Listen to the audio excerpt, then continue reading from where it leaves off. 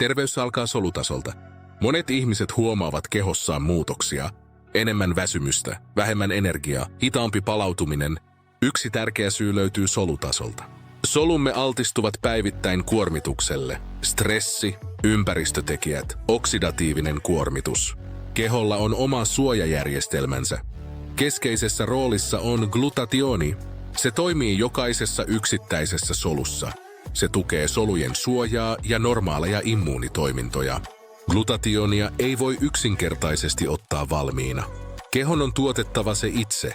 Tämä kyky heikkenee ajan myötä, erityisesti stressin tai kroonisen kuormituksen yhteydessä. Tässä kohtaa astuu esiin toinen lähestymistapa.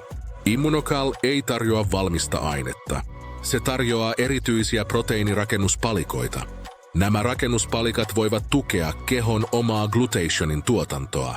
Tätä lähestymistapaa on tutkittu tieteellisesti. Se perustuu luonnolliseen aineen vaihduntaan, ei lääkkeisiin vaan ravitsemukseen. On tärkeää tehdä realistinen arvio. Immunocal ei ole parannuskeino. Se ei korvaa lääketieteellistä hoitoa. Se on tarkoitettu ihmisille, jotka haluavat ymmärtää solutason terveyttä. Käytön lisäksi on olemassa myös toinen mahdollisuus. Etsimme ihmisiä, joita kiinnostaa terveys ja jotka haluavat jakaa tietoa asiallisesti. Jos tämä ansaintamahdollisuus kiinnostaa sinua, ota yhteyttä videon kuvauksessa olevan sähköpostiosoitteen kautta. Nimeni on Alexander Gall. Käytän Immunocalia itse ja olen päättänyt jakaa kokemukseni myös neuvonnan kautta. Lisätietoa tuotteesta löydät myös kuvauksessa ja ensimmäisessä kommentissa olevan linkin kautta.